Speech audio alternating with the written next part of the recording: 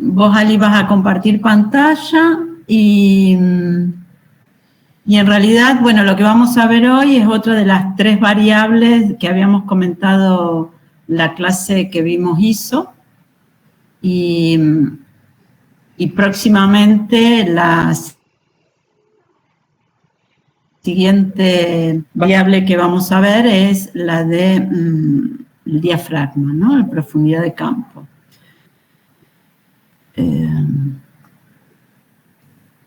Vamos a escucharla, Ali, y cualquier cosa después iremos preguntando y eso. Bueno, ¿se escucha bien o me saco el auricular? Si se escucha así claro, lo dejo. Se escucha bien. Se escucha bien. Por ahí lo que decíamos con Vero es, si se nos acaba el tiempo, vamos a publicar otro enlace de Meet para continuar un poquito más. Vamos viendo, si necesitamos más tiempo, lo compartimos por el grupo de WhatsApp. Bueno, la presentación tiene varias diapos, es un poco larga, entonces capaz que lo que podemos hacer es cada tanto hacer una pausa y ver si hay dudas y comentarios. A ver, arranco a presentar y vos, Vero, avísame porque no voy a ver nada. Sí.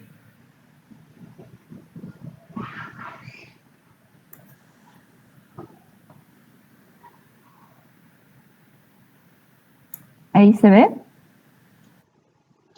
Sí, se ve, sí. Bueno, esta presentación la titulamos El tiempo en la fotografía. En realidad es como un título un poco ambicioso, pero queríamos como ampliar un poco más la presentación, más allá de la cuestión de la técnica, ¿no? Porque nos parece también que el tiempo es como un tema prácticamente ontológico a la fotografía, ¿no? Así como el espacio es a la pintura, el tiempo, ¿no?, a la fotografía. Voy a dividir la presentación en 3 partes. Una primera parte va a estar más relacionada a la técnica. Después vamos a ver como un breve recorrido histórico. Y por último, algunos proyectos contemporáneos. Un poco a modo de repaso, vamos a volver a ver este triángulo de la exposición. Si se acuerdan, la última clase teórica habíamos hablado de la sensibilidad ISO. ¿Se acuerdan que habíamos dicho que la sensibilidad ISO es la sensibilidad que va a tener nuestro material fotosensible, ya sea el sensor en el caso de las cámaras digitales o el negativo en el caso de las cámaras analógicas? Y habíamos dicho que si teníamos una buena iluminación podíamos utilizar ISOs más bajos, más lentos, digamos, que son menos sensibles a la luz, pero que tienen la particularidad de generar imágenes muy detalladas, ¿no? Imágenes que tienen además un muy buen contraste.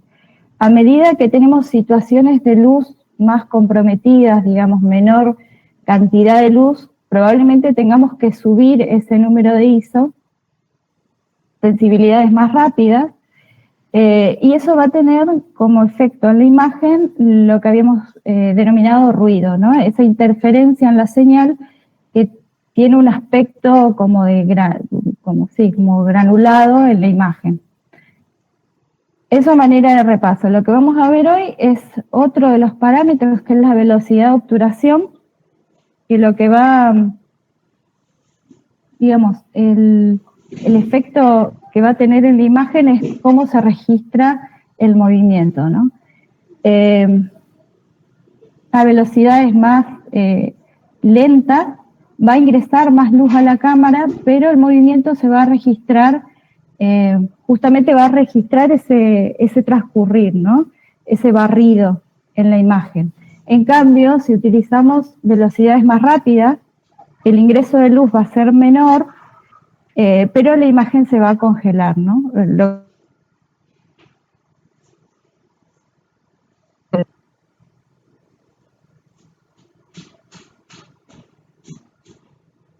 Bueno.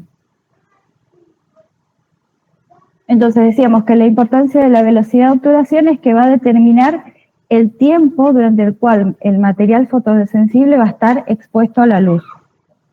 Si lo comparamos con la experiencia que hicimos de cianotipia, es el tiempo que ese material fotosensible estuvo expuesto a la luz solar, ¿no? O en el caso de la práctica que hicimos en el aula, el tiempo que esa hoja emulsionada estuvo en la caja de luz. La velocidad de obturación se va a expresar en las cámaras en segundos y fracciones de segundo. Y ese paso de una medida a otra se va a denominar, bueno, justamente paso o stop. Lo que estamos viendo acá en el gráfico es cómo aparece en las cámaras, ¿no? Lo que me está indicando acá es que el sensor o la película está expuesta durante 1 milavo de segundo, o sea, una fracción muy, muy pequeña de tiempo en que ese material fotosensible entra en contacto con la luz. Y es por eso que si tenemos un objeto o un sujeto que está en movimiento, probablemente quede congelado en la imagen. A medida que ese tiempo se va prolongando, ese registro del movimiento va a empezar a aparecer cada vez más borroso, ¿no? Entonces vamos a registrar justamente ese barrido en la imagen. Acá lo que estamos viendo son diferentes fracciones, diferentes medidas de esa velocidad de obturación, que pasa de 1 milavos de segundo, 1/500, 1/320. Acá pasamos a ya 1/30, 1/15, acá 1 segundo.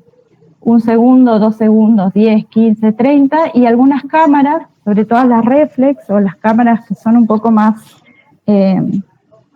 más complejas, tienen una función que se llama bulbo, y en otras también aparece como time.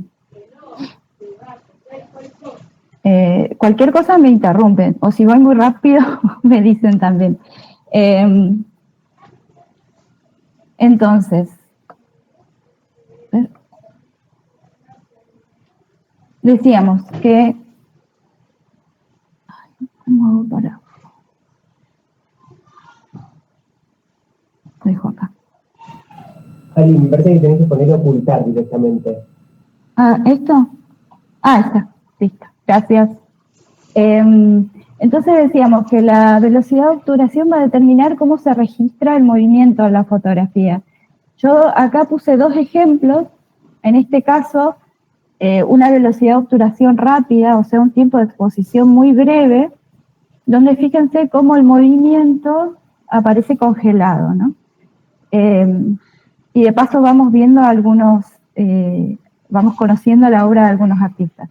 En este caso es un fotógrafo francés contemporáneo, Denis Darsac, que en el 2006 realiza esta serie que se tituló The Fall, La Caída, donde lo que hace es retratar a esta gente que está cayendo.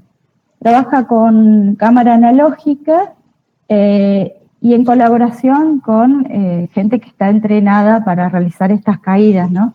En general son acróbatas o gimnastas, bueno, y que los fotografían para esta serie. Y otro ejemplo que traje es el de velocidad de obturación más lenta, o sea, un tiempo de exposición un poquito más prolongado, y es una fotografía de Francesca Woodman. No sé si la han escuchado nombrar. Profe, yo no, Francesca, pero la otra persona, Denis, ¿es hombre o mujer? Porque el otro día vi en Instagram una serie de publicaciones, era un fotógrafo y hacía las tomas, digamos, dentro de un escenario cotidiano y eran todas de caídas. Y había una que, por ejemplo, estaba en la ducha, no sé si es la misma persona, que está como patinando. Como que Yo primero... lo cómico, sí. No, es otro fotógrafo, o sea, este es también es un fotógrafo, es varón, pero ya sé cuál decís, yo también lo vi, pero no me acuerdo el nombre. No retuve como el nombre del artista, pero me llamó mucho la atención su obra porque es él mismo, o sea, poniendo su cuerpo para hacer esas tomas y no sé, me pareció increíble, ¿no? Nunca había visto algo así y el movimiento de la foto estaba muy bueno. Sí, son más trágicas, pero sí las vi. Después si la encontrás, compartila. No me acuerdo Dale, si lo llego a encontrar.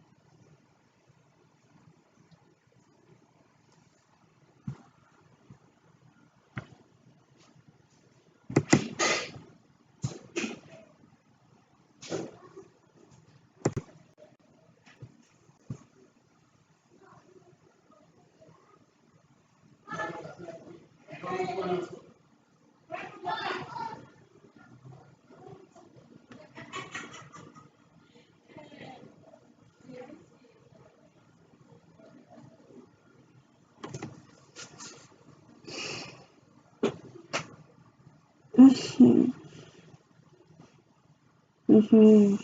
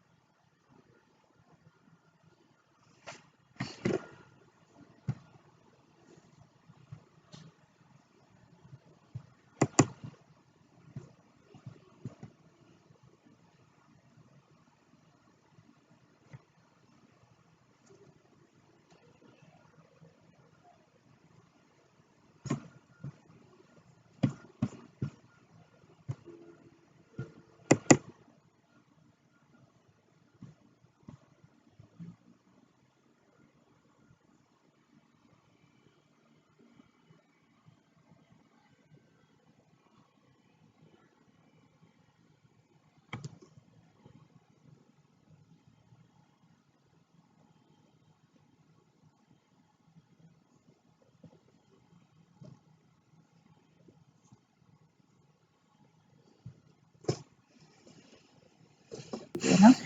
Entonces, esta cámara está configurada en un ISO 100. Es la velocidad de obturación, que es lo que estamos trabajando hoy. Y lo que está indicando acá es que la cámara está configurada en 1/50 de segundo. En las cámaras compactas y en las cámaras más pequeñas, probablemente no tengamos la función manual, es decir, que no vamos a poder manejar estas tres funciones por separado.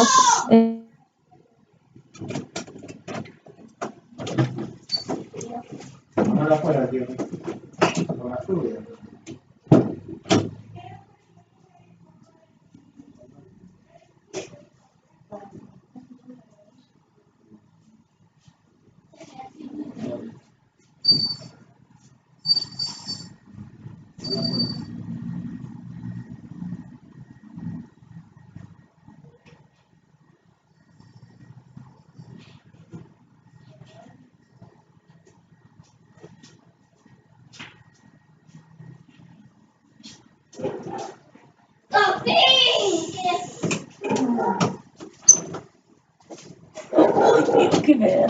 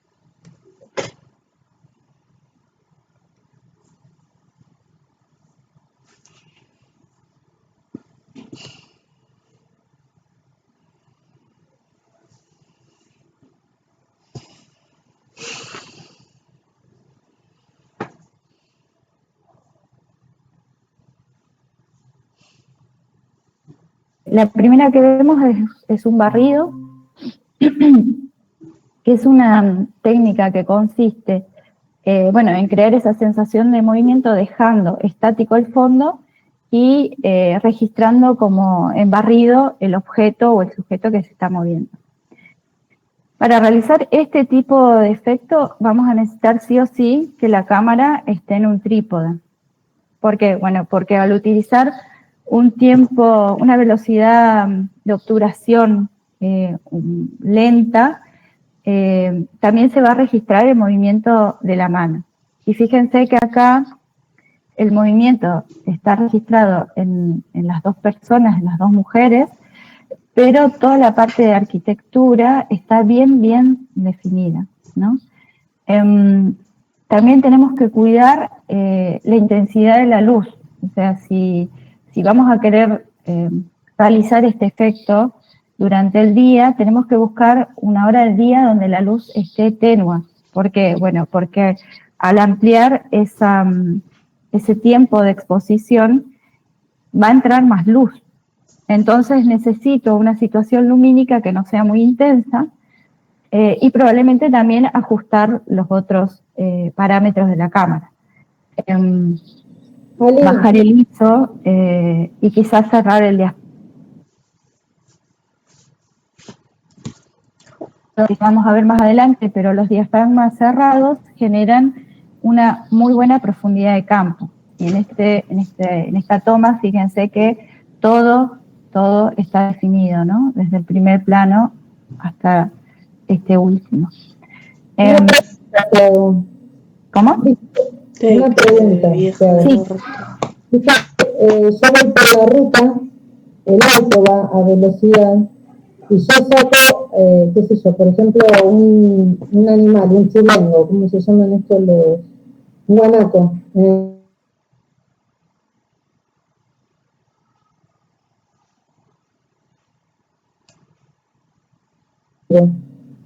por la velocidad del auto? Porque es con el celular, yo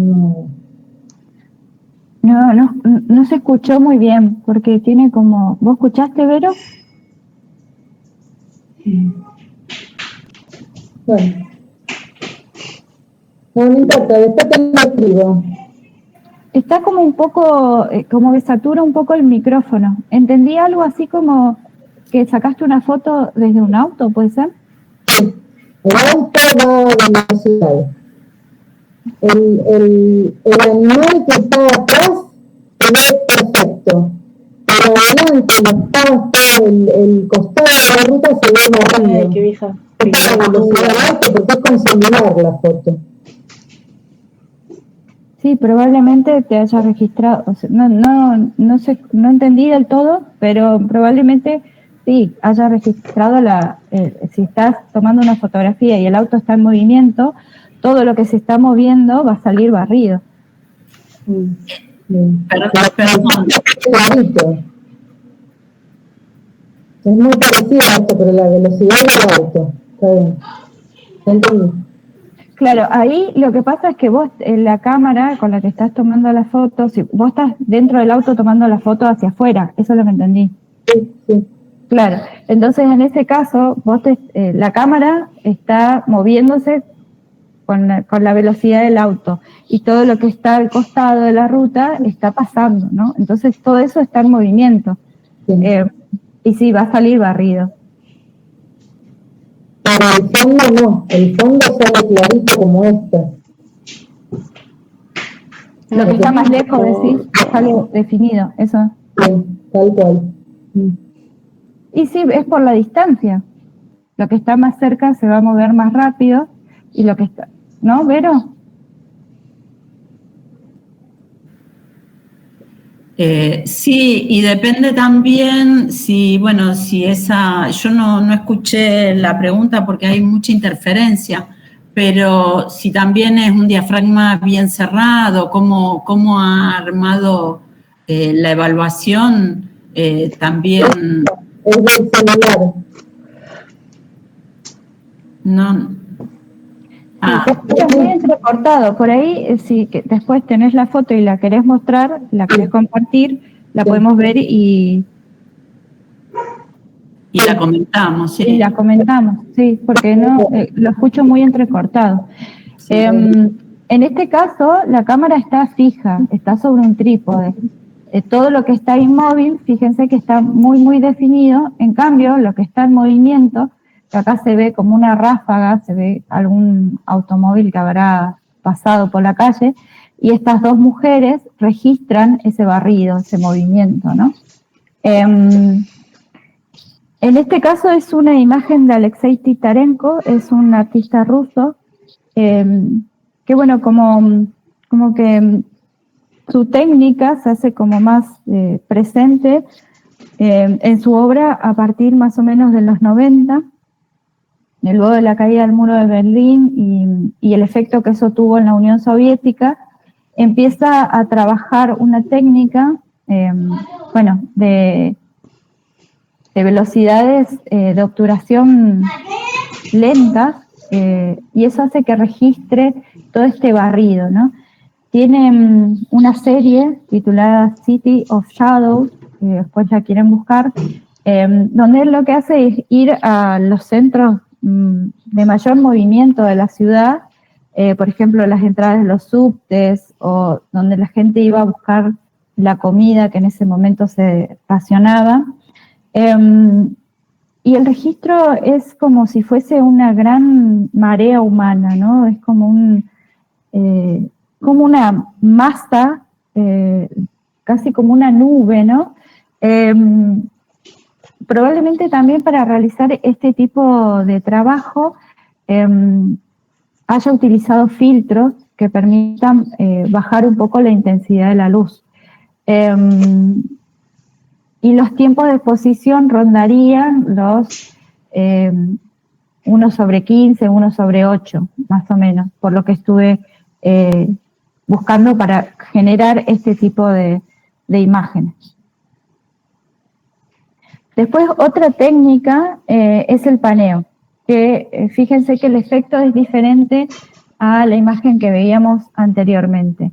En este caso, se trabaja la cámara en mano y lo que se hace, y requiere un poco de coordinación y de práctica, porque lo que tenemos que hacer es acompañar el movimiento del objeto o sujeto que está pasando, acompañar el disparo de la cámara con el movimiento, en este caso de la bicicleta, ¿no? Y se genera el efecto inverso. Fíjense que acá el fondo, que es lo que está estático, aparece definido, y las personas en un barrido. En este caso, como estamos acompañando el movimiento,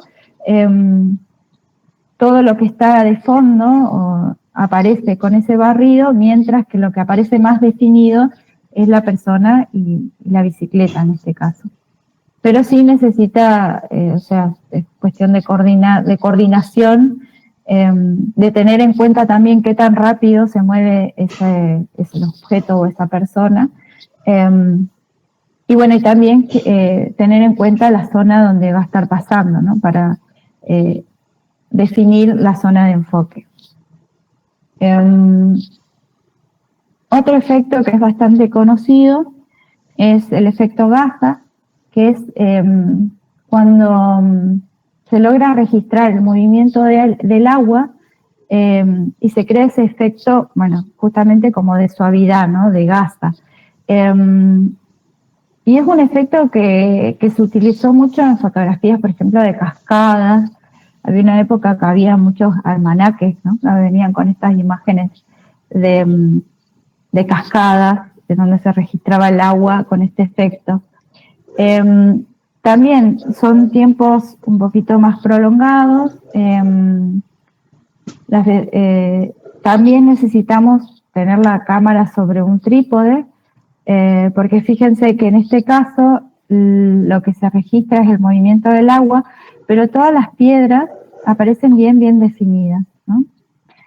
También hay que tener en cuenta, al igual que lo que decíamos del barrido, esto de que la luz no sea muy intensa, porque al tener un tiempo prolongado,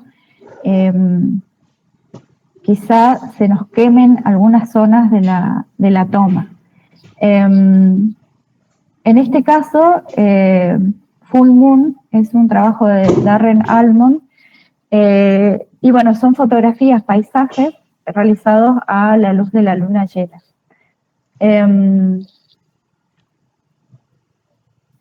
Bueno, y otro efecto es el de luminogramas, que este sí, quizá lo hayan visto.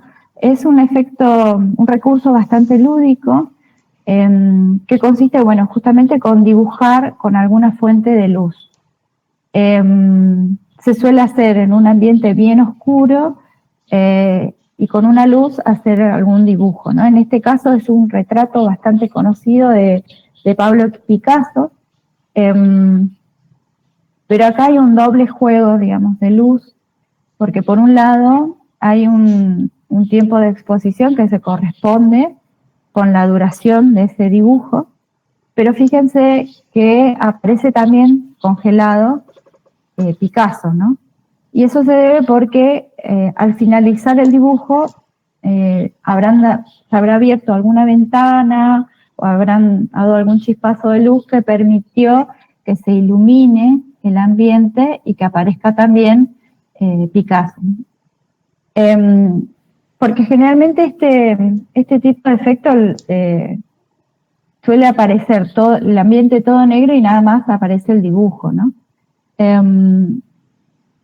Pero bueno, en este caso también la cámara va montada en un trípode, al menos que queramos generar otro efecto, ¿no?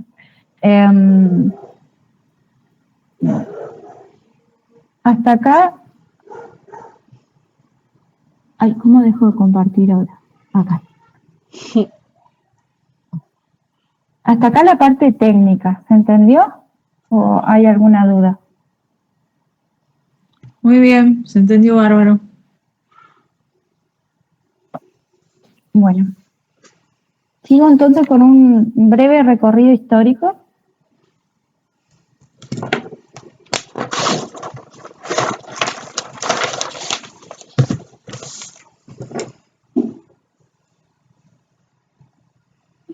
¿Ahí se ve? Sí. Bueno, la primera imagen fotográfica que se conoce es de 1826 y se le atribuye a Nicéforo Niepce. Esta primera fotografía requirió un tiempo de exposición que se dice que rondaba entre las 10 y 18 horas, que se repartieron en sesiones de 2 días. Esto se dice porque dentro de la fotografía hay ángulos de luz, por ejemplo, vemos este plano iluminado y pero también vemos este plano iluminado. Entonces, se dice que probablemente tenga diferentes ángulos de luz, ¿no? También para esta época, el resultado de la imagen todavía es bastante, bueno, aparece todo ese grano, ¿no? Esta técnica, elaborada por Niepce, él la denominó heliogramas o puntos de vista, y consistía en una cámara oscura que al interior tenía una placa de vidrio o metal emulsionada con betún de Judea. Esta técnica, bueno, rápidamente, en el transcurso de unos 10 años, ese tiempo de exposición se mejora sustancialmente, ¿no? De hecho, van a ver en esta época muchos investigadores que van a estar como atentos y van a estar abocándose a mejorar estos, tanto la definición de la imagen como estos tiempos de exposición. De hecho, Niepce y Daguerre estuvieron asociados durante un tiempo hasta que Niepce fallece, y Daguerre para 1839 logra patentar su invención, que fue el daguerrotipo. El daguerrotipo consistía en otra técnica. Son imágenes creadas sobre una placa de cobre que tenía una muy finita capa de plata, y estas placas se revelaban con vapores de mercurio. Bueno, lo importante me parece que acá es como de 8, 10 horas pasamos a unos 15 minutos de exposición. Y fíjense la definición de estas imágenes. Esta se considera la primer fotografía, o daguerrotipo en este caso, o imagen fotográfica, donde aparece el registro de una persona. Esta toma se hace de un bulevar de París, un bulevar muy... Sí, perdón, pero esa toma estaba preparada. Está el hombre, creo que ilustrándole los zapatos, algo así, pero está preparada esa para que se queden quietos, porque había mucho movimiento. No sé, lo vi en primer año esto. Sí, de la forma. El bulevar tenía mucho movimiento. Claro. Y lo que finalmente, en realidad, parece a simple vista como una ciudad desértica, parece que no hay nadie ahí. Sí. Pero lo que sí queda registrado es este hombre al que le están ilustrando las botas, Claro. que probablemente haya permanecido inmóvil ahí. Sí, decía que, perdón, estaba preparado. Es lo que había leído yo también en la información que nos habían dado en primer año, que hablamos de fotografía. Me llamó tanto la atención el daguerrotipo, creo que rendí el final con eso, porque me pareció tan maravilloso el tema ese de que cómo tomaron la fotografía, el daguerrotipo en realidad. Claro. Bueno, la cuestión es que ahí, en una ciudad en movimiento, el único que queda registrado es la persona que estuvo ahí 15 minutos, que fue lo que duró la toma inmóvil. Y es este personaje que aparece aquí. Perdón, Ali. En realidad no hubo ningún truco ahí. El tema es que la exposición es tan lenta que solamente aparece definido lo que está inmóvil. Lo que se movió no se llega a ver, porque se movían a una velocidad mucho más rápida que lo que era la velocidad de obturación. De hecho, hace pocos años esta fotografía se volvió a revisar, se la miró con mucho detenimiento, y lo que se descubre es que hay otras personas. Antes se pensaba que estaban, o sea, que lo que único que aparecía representado era el lustrabotas y el señor que se está haciendo lustrar los zapatos, pero también se identificaron algunas personas en unas ventanas que estaban quietos, y parece que hay también un carrito con un niño y un perrito, algo así, que estaba ahí en un costado. Es la información que se ha dado a conocer no hace tanto. Bueno, y también, bueno, esto, ¿no? Cómo estas cuestiones de las limitaciones todavía en el tiempo de exposición van a generar diferentes tipos de imágenes, ¿no? Pero a lo que se estaba apuntando es a la instantaneidad. También pueden ver las imágenes de Eugene Hachette, que es un fotógrafo parisino, que bueno, en muchos casos aparecen estos personajes como fantasmagóricos dentro de la imagen fotográfica, y esto se debe aún, digamos, a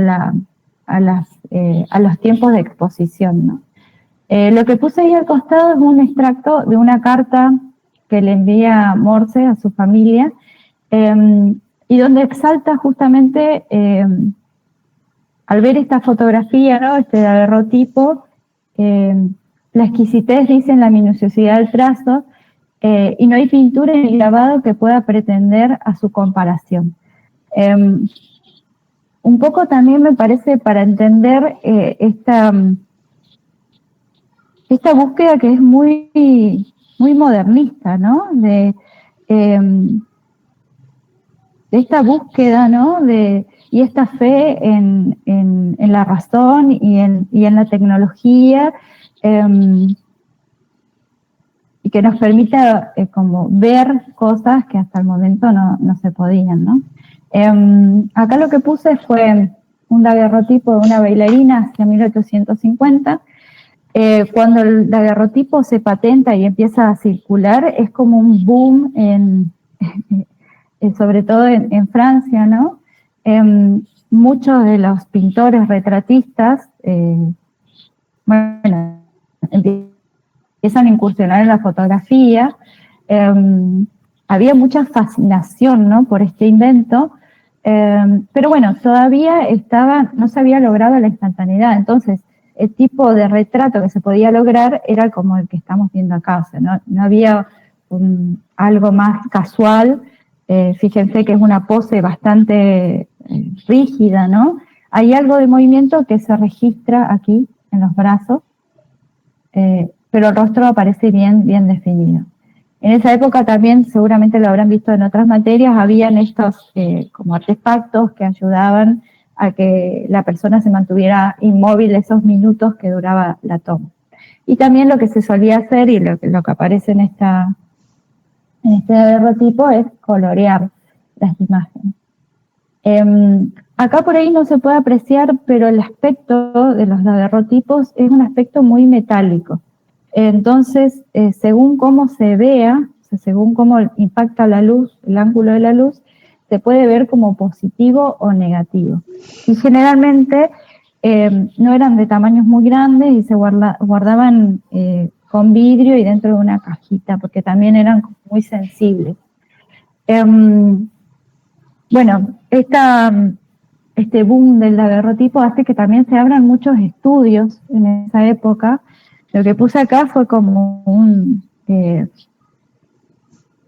estudio de Nadar, que fue como muy representativo de la época, porque además era el centro donde se solían reunir muchos intelectuales de la época, ¿no?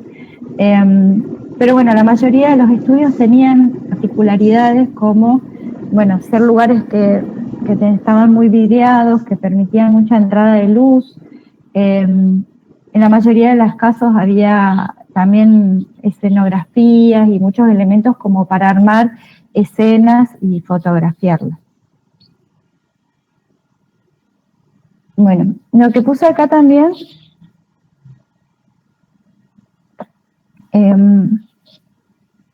fue cómo se daba el fotoperiodismo en esa época, en relación a la limitación de la velocidad, ¿no?, de obturación. En este caso es una fotografía de Roger Fenton de la Guerra de Crimea. Se titula El Valle de la Sombra de la Muerte, y es una fotografía de 1854. Todavía para esta época no se fotografiaba el combate en sí, porque no se podía registrar el movimiento. Entonces las fotografías de guerra de esa época lo que retrataban era el momento previo o el momento posterior al enfrentamiento. Hay muchas fotos de soldados posando, de acampes, y en este caso es cómo quedó el lugar después del combate, y esas esferas son las balas de cañón, ¿no? Muy diferente, por ejemplo, a la relación ¿no? Que cuando arribamos a la instantaneidad, y si, por ejemplo, tomamos el ejemplo de Robert Capa, ¿no? Robert Capa metido ahí con los soldados fotografiando desde dentro, ¿no? Por ejemplo, el desembarco de Normandía, creo que es, donde él fotografía desde el agua en medio de los soldados, muy diferente a este tipo de registro, que es lo que posibilitaba también la técnica. Roger Fenton y los fotoperiodistas de esa época se movían un laboratorio entero, digamos, es como unos carruajes donde movían sus cámaras y demás, y que también todo el revelado y demás se hacía en el momento.